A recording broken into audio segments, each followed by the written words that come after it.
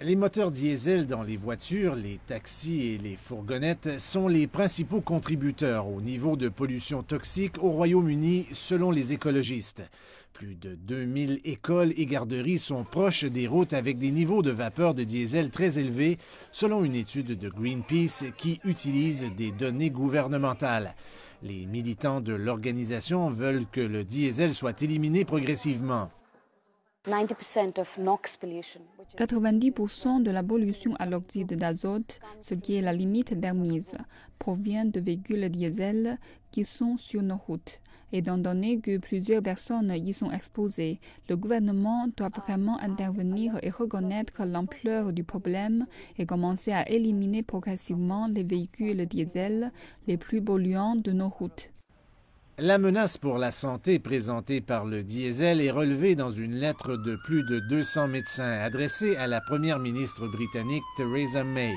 Elle a convenu de blâmer le diesel comme étant une source majeure de la pollution atmosphérique dans les rues des villes britanniques.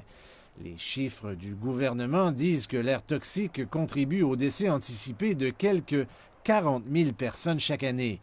Les moteurs diesel sont touchés par des taxes plus élevées pour freiner leur utilisation dans les villes et les grands autobus rouges de Londres vont tous passer au vert.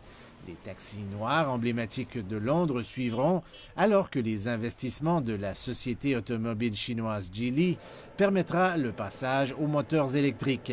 Mais rien de cela ne réduira les niveaux de pollution à temps pour respecter la date butoir de l'Union européenne, ce qui laisse le gouvernement britannique vulnérable face à des poursuites judiciaires. C'est une violation grave, non seulement parce que les délais légaux ne sont pas respectés.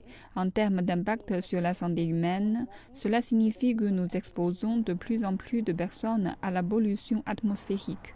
Les constructeurs automobiles britanniques contre-attaquent. La Société des fabricants de moteurs affirme que l'industrie a investi des milliards pour les véhicules les plus propres de l'histoire. Et cela comprend le diesel. Nous disons que les voitures diesel ont encore leur place. Si vous regardez les anciennes voitures diesel d'il y a 20 ans, oui, elles étaient lentes et produisaient beaucoup de suie, beaucoup de particules. Mais les derniers moteurs diesel sont à des années-lumière de ça. Le gouvernement britannique va présenter un plan national pour combattre la pollution plus tard ce mois-ci et les écologistes l'étudieront attentivement. Il ne fait aucun doute cependant que les défis liés à la pollution auxquels le gouvernement est confronté sont énormes.